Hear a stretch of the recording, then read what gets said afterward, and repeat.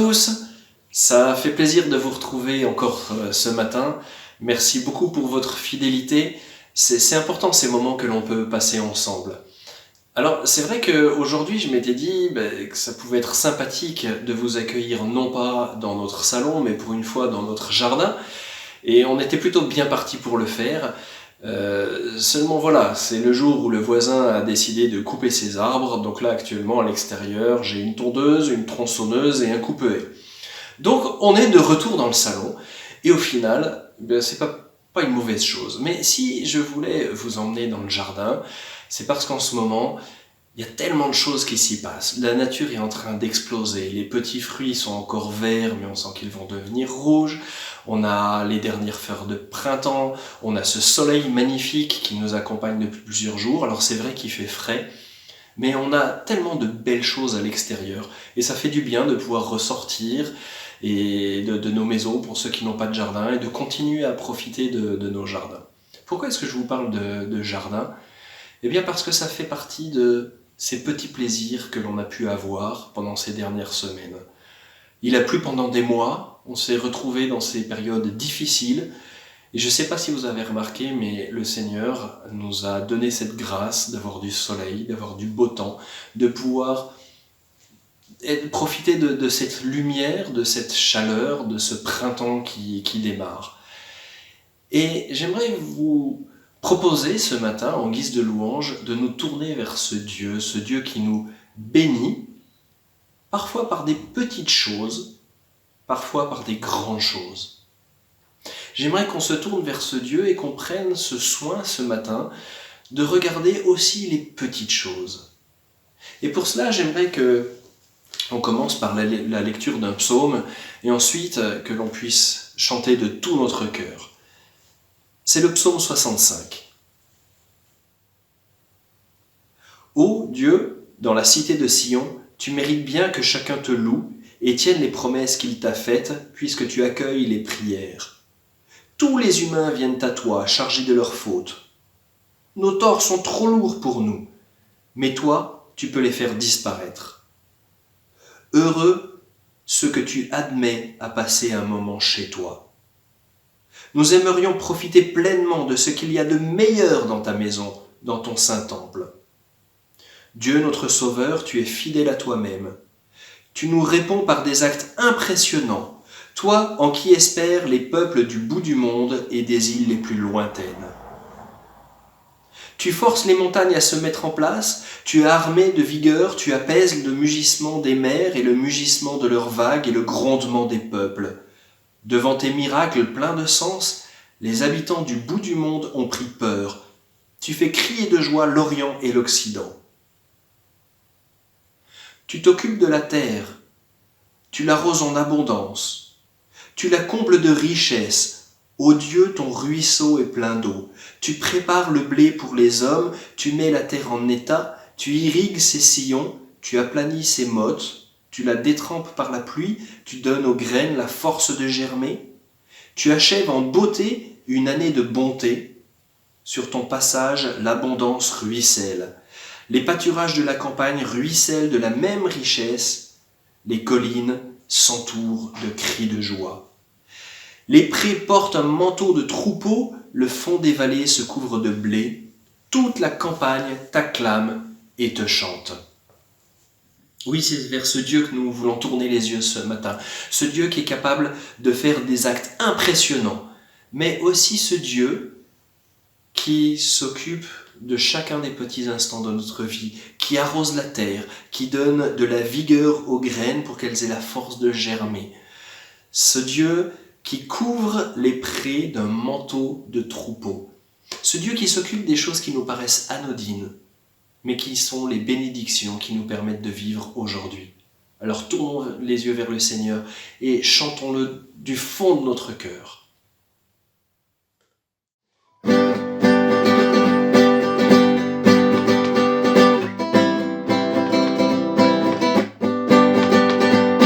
Une flamme en moi réchauffe mon cœur, cette flamme en moi brûle mes malheurs.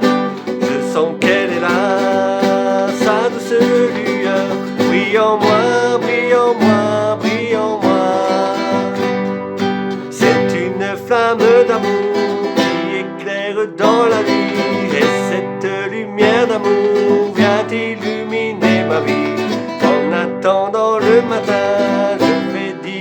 mes voisins, que cette lumière enfin vient briller en moi. Une flamme en moi réchauffe mon cœur, cette flamme en moi brûle mes malheurs. Je sens qu'elle est là, sa douce lueur, brille en moi, brille en moi, brille en moi. Le lundi j'ai son amour, le mardi je prends sa paix, mercredi est un beau jour, jeudi je veux le chanter, vendredi si j'ai douté, le samedi il vient m'aider, le dimanche cette joie vient briller en moi. Une flamme en moi réchauffe mon cœur, cette flamme en moi brûle mes malheurs. Je sens qu'elle est là, sa douce lueur, brille en moi, brille en moi, brille en moi. Une flamme en moi réchauffe mon cœur, cette flamme en moi brûle mes malheurs. Je sens qu'elle est là, sa douce lueur, brille en moi, brille en moi, brille en moi.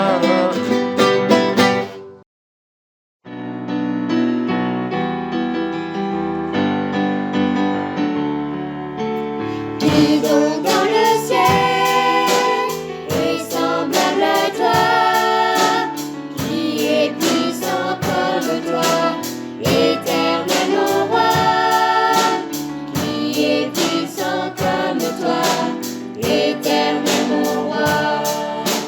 Tu es Adonai Jireh, en tout temps tu pourvoiras, tu es Adonai Rapha, éternel tu guériras.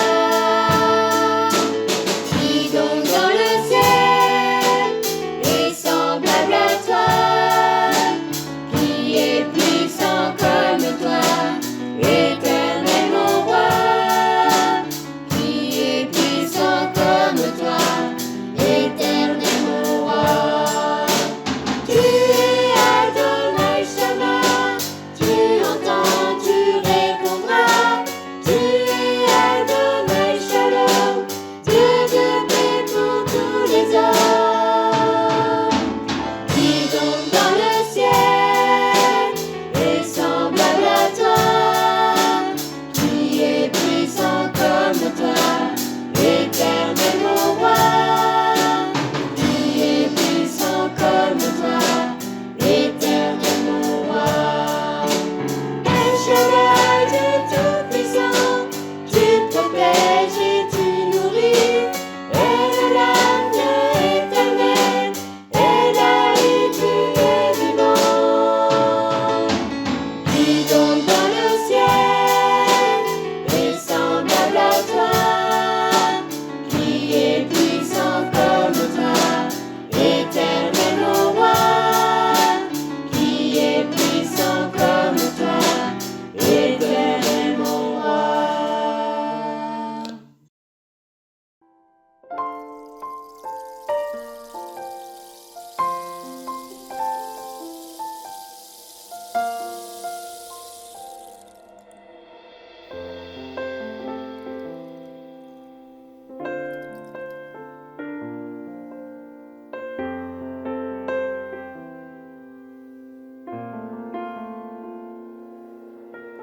Tu es Seigneur, tu es le roi de gloire, tu es la source de la vie. Tu es Seigneur, tu es le roi de gloire, tu es la source de la vie. Tu es Seigneur, tu es le roi de gloire, tu es la source de la vie.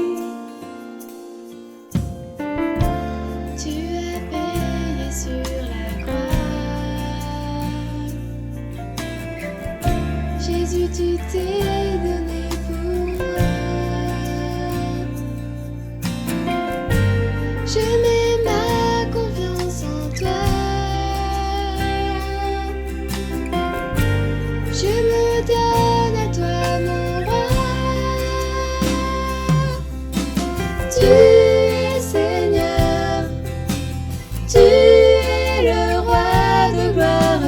Tu es la source de la vie.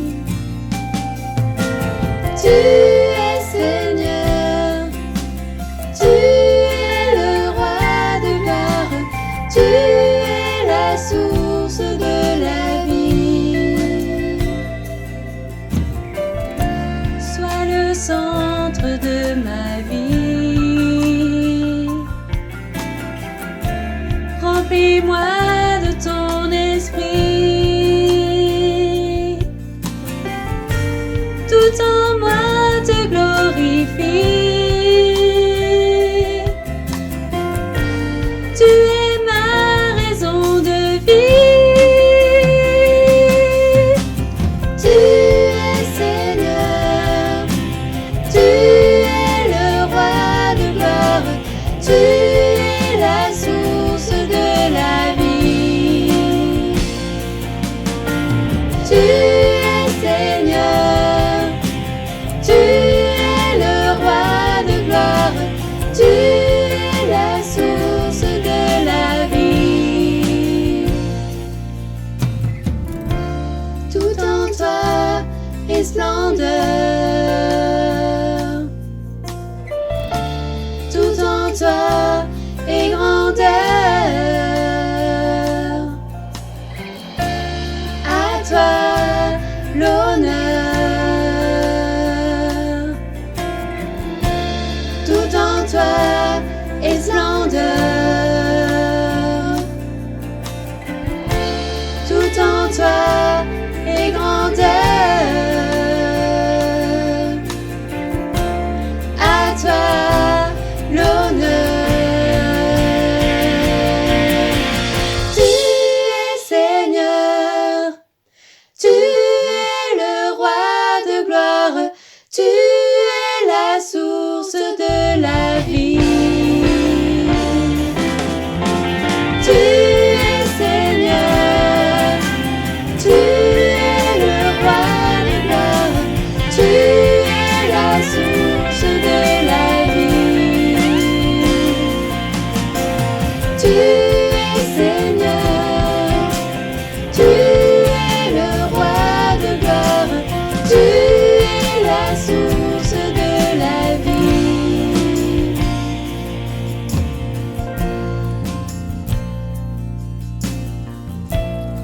C'est pourquoi Dieu l'a placé très haut et lui a donné le nom qui est au-dessus de tous les noms. Alors, tous ceux qui sont dans le ciel, sur la terre et chez les morts tomberont à genoux quand ils entendront le nom de Jésus. Et tous reconnaîtront ceci: Jésus-Christ est le Seigneur, pour la gloire de Dieu le Père.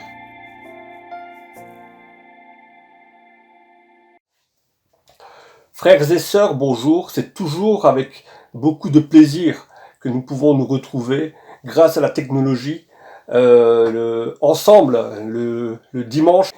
Alors il y a cet adage qui dit loin des yeux, loin du cœur. Alors j'ai plutôt envie de dire loin des yeux, près du cœur. Et vous nous le prouvez, nous le prouvons chaque jour, comme il est écrit dans la parole. Tous verront que vous êtes mes disciples à l'amour que vous vous portez les uns pour les autres. Alors, par vos témoignages d'affection, par vos messages, par vos appels, merci et soyez bénis, soyez encouragés. Alors, nous sommes passés à l'heure où nous parlons actuellement par une nouvelle étape du Covid-19. En effet, il est question maintenant du déconfinement. Le déconfinement, de quoi s'agit-il alors ? L'État a déverrouillé certaines choses. Nous pouvons de nouveau aller dans certains magasins, des magasins qui étaient hier fermés. Nous pouvons de nouveau aller rendre visite à des amis, à de la famille, et je suis persuadé que cela sera une bouffée d'air fraîche, une bouffée d'air pur pour bien des familles. Alors quand même, gardons à cela toute sécurité, toute prudence, que vraiment le Seigneur nous donne de la sagesse et du discernement afin de ne pas mettre nos vies en danger, ni celles de nos amis, de nos proches, de notre famille. Mais en tout cas, c'est vraiment, et je prends vraiment ça pour une bonne nouvelle, le fait de pouvoir de nouveau avoir une vie, un semblant dans la normalité. Mais alors que nous venons tout juste de rentrer dans ce déconfinement, les spécialistes déjà parlent pour le futur d'une éventuelle deuxième vague de Covid-19 avec certainement encore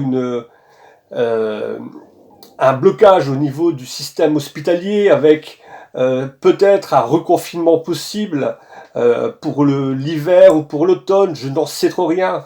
L'idée c'est quoi? L'idée n'est pas de critiquer ou de remettre en question leur pronostic, loin de là. Mais sommes-nous obligés d'avoir un regard aussi pessimiste sur le futur? Alors on connaît tous cette histoire du verre à moitié vide ou à moitié plein. Je pense et je suis persuadé que l'homme, et moi le premier, nous ne voyons que ce que nous avons envie de voir. Si mon regard est tourné vers l'inquiétude, forcément, je trouverai de l'inquiétude. Si mon regard est tourné vers le doute, alors forcément, je verrai du doute dans ma vie et je mettrai du doute dans ma vie. Si mon regard est tourné vers la peur de demain, je pense qu'effectivement, j'aurai toujours des raisons d'avoir peur. J'aime beaucoup cette citation de Winston Churchill lorsqu'il a dit un jour le pessimiste ne verra toujours que des obstacles, alors que l'optimiste, lui, ne verra que des situations à franchir. Alors je pense que c'est cela, effectivement, nous ne voyons que ce que nous avons envie de voir. Et lorsque nous voyons notre vie, malgré le confinement, combien de fois ne portons-nous pas le regard sur le négatif plutôt que sur le positif? Au lieu de regarder à ce que nous avons, à la chance et aux bénédictions que nous avons, nous ne voyons que ce qui ne va pas ou ce que nous n'avons pas. Prenez cet exemple, toutes ces personnes qui ont pu rouspéter en disant « Mais à cause du confinement, je ne peux plus aller voir ma famille, je ne peux plus aller voir mes amis, je ne peux plus aller au cinéma, je ne peux plus aller faire mon sport. » Mais, mon ami, tu as ouvert les yeux ce matin.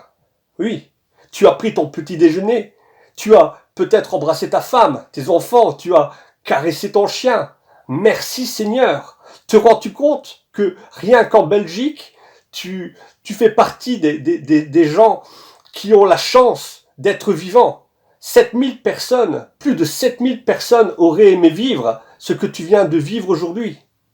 Il y a ceux qui râlaient au sujet, qui rouspétaient au sujet des grands magasins qui étaient toujours surchargés et les rayons complètement dévastés parce qu'ils ne trouvaient plus telle ou telle marque de farine, leurs produits préférés, leurs savons préférés.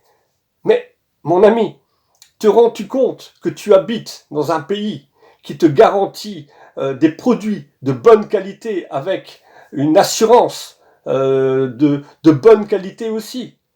Tu habites dans un pays avec une sécurité sociale, avec la liberté de culte, la liberté d'expression. Tu as la chance d'avoir une maison, un toit. Bon, certes, ce n'est peut-être pas un château, mais tu as cette sécurité, cette chance, cette bénédiction. Tu as la chance d'avoir la possibilité en un clic d'allumer le courant, d'avoir de l'électricité. Tu as la chance, en ouvrant le robinet, d'avoir de l'eau pure qui coule et de l'eau potable surtout. Tu as un frigo. Bon, tu n'as peut-être pas du foie gras, du champagne ou du caviar tous les jours, mais tu as de quoi manger, tu as de quoi te restaurer. Et lorsqu'on fait le tour de tout ce que nous avons, de toutes ces chances, de toutes ces bénédictions d'être dans un pays comme la Belgique, nous pouvons nous dire et nous pouvons comprendre un peu mieux pourquoi des hommes, des familles, des enfants ont pris des bateaux pour traverser la mer, les océans, afin de vivre la vie que nous avons. Je pense vraiment que l'être humain ne voit que ce qu'il a envie de voir. Et bien souvent, notre regard est tourné vers ce que nous avons envie de voir. Alors, est-ce que nous avons envie de voir du positif dans notre vie, ou est-ce que notre regard est figé sur le négatif? Je vous invite, frères et sœurs, à ouvrir votre Bible et à prendre un texte bien connu, un texte que j'ai souvent utilisé lors de mes prédications ou de mes présidences, un texte que j'aime beaucoup, tiré du livre des Nombres, Nombres, chapitre 13, verset 2. Ça nous rappelle un petit peu ces films, ces péplums épiques que l'on regardait quand on était enfant, ces films d'aventure, c'est ce moment où Dieu va demander à Moïse d'envoyer 12 explorateurs afin d'établir un tableau, d'établir un plan, une stratégie pour prendre le pays de Canaan. Alors, effectivement, Dieu va demander cela à Moïse et Moïse va choisir à travers les 12 tribus d'Israël, 12 hommes, tous issus des chefs de tribus. Ces hommes qui devaient être certainement les plus sensés, les plus intelligents, les plus aguerris, les plus sages, vont se révéler complètement insensés. Et nous voyons et nous connaissons cette histoire. Donc, ces 12 explorateurs vont partir comme cela en terre de Canaan pour établir un rapport. Et lorsqu'ils vont revenir, nous voyons, et nous pouvons lire le rapport à partir du verset 32 du même chapitre, chapitre 13. Ces hommes, vont-ils dire, ces hommes que nous avons vus étaient des géants. Ils étaient de la race de Canak. Ils étaient puissants. Les forteresses des murs de l'enceinte étaient épaisses. Elles étaient trop hautes. Elles sont infranchissables. Elles sont imprenables. Au regard de ces hommes, on avait l'impression que l'on était des sauterelles. Et comme le pessimisme est contagieux, tout le peuple d'Israël va se mettre à se lamenter. Il est écrit à partir du chapitre 14, verset 1, que la nuit, les Israélites crièrent et pleurèrent, allant jusqu'à regretter.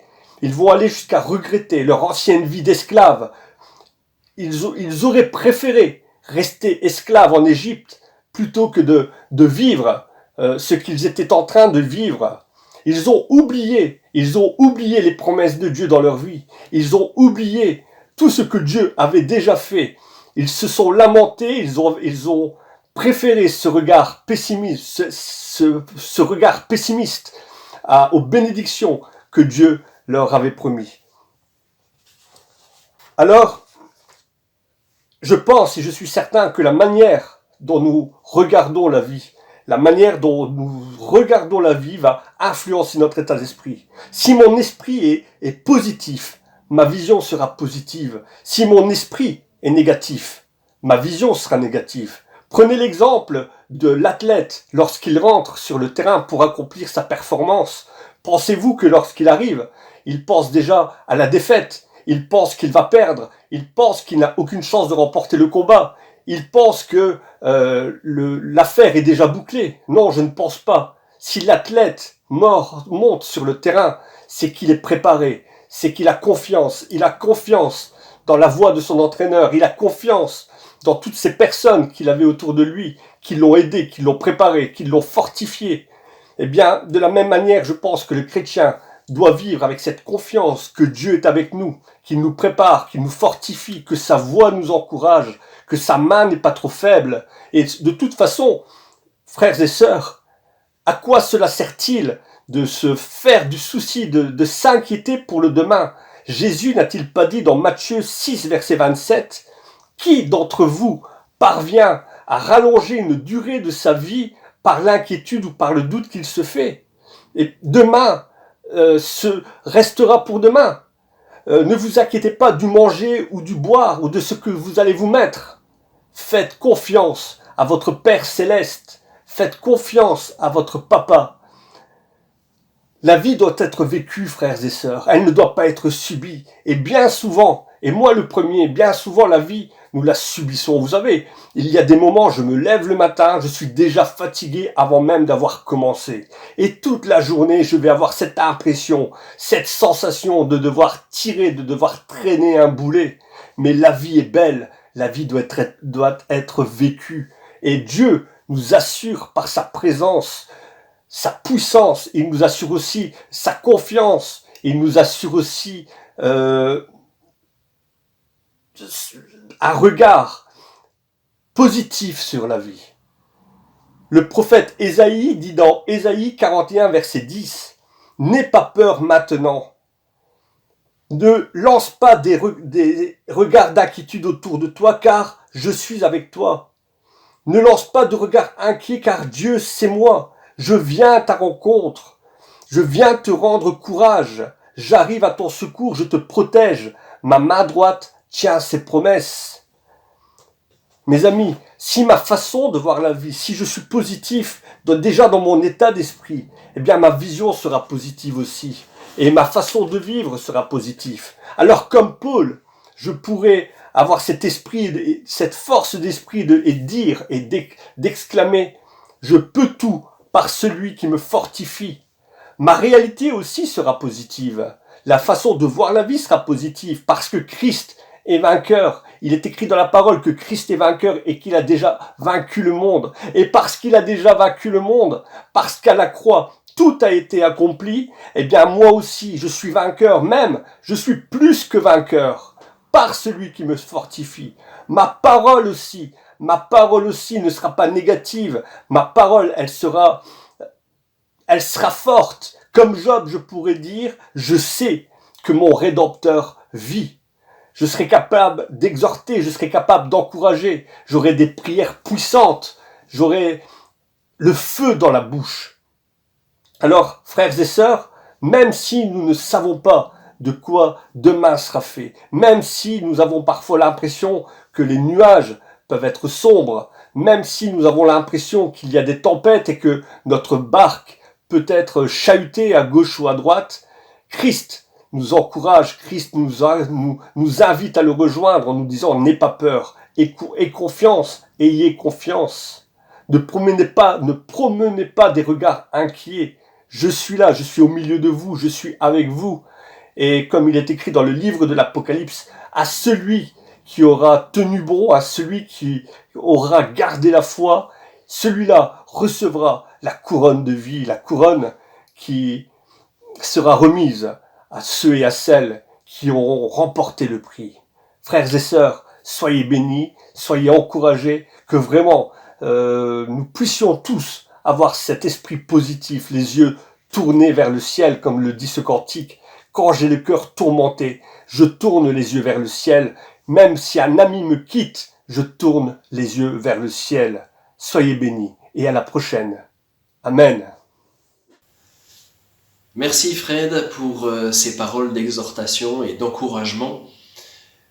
Merci au Seigneur de te les avoir données. En effet, le Seigneur prend soin de nous dans chacun des aspects de notre vie. Et parfois, c'est par des petites choses. Et il faut savoir ouvrir les yeux sur ces petites choses.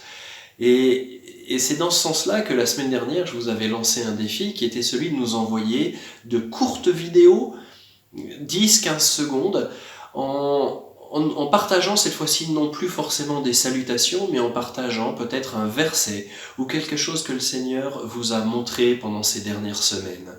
De ces petites choses qui nous sont données chaque jour et qui nous permettent de vivre, qui nous permettent de grandir, qui nous permettent d'être en paix.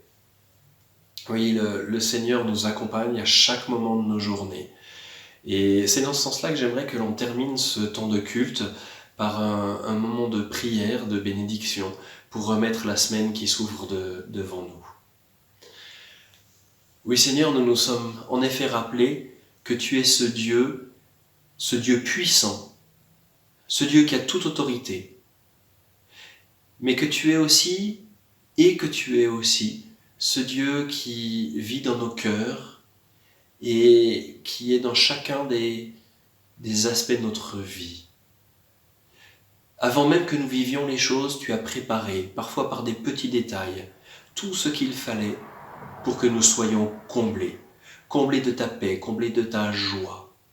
Alors oui Seigneur, nous regardons cette semaine qui s'ouvre devant nous avec confiance, parce que nous savons qui tu es. Nous ne comptons pas sur nos forces parce que nos fardeaux sont trop lourds, nous sommes trop imparfaits, mais nous regardons cette semaine avec confiance parce que nous savons que tu es avec nous, que tu seras avec nous pendant chacun des instants de cette semaine, et nous savons quel Dieu tu es, quel amour tu nous portes Seigneur. Alors nous voulons te redire notre amour en retour, nous voulons te redire notre confiance et te demander de bénir les uns et les autres qui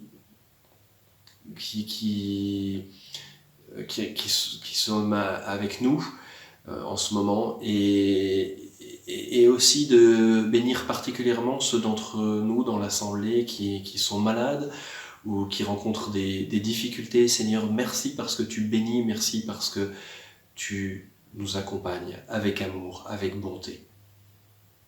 Oui Seigneur, nous te demandons en effet de nous accompagner aussi afin que nous puissions déborder de tout ce que tu nous donnes et que ta gloire puisse éclater, Seigneur, même dans ces temps difficiles, surtout dans ces temps difficiles.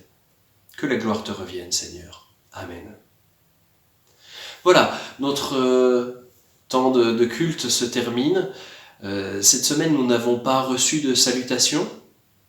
Donc, je vous invite vraiment la semaine prochaine à nous envoyer quelques petites choses parce qu'en effet, ces vidéos peuvent paraître anodines, peuvent paraître peut-être courtes au moment où on les fait, mais elles sont un tel encouragement pour les uns et pour les autres. Je vous rappelle aussi, le mardi à 18h, nous avons notre rencontre par vidéoconférence. Si vous avez la moindre difficulté pour vous connecter ou la moindre question, n'hésitez pas à me contacter. Mais le mardi à 18h, nous nous retrouvons ensemble et ça fait du bien de se voir et de pouvoir discuter ensemble, de pouvoir prier aussi. Je vous souhaite à tous un excellent dimanche et une très bonne semaine. Prenez soin de vous.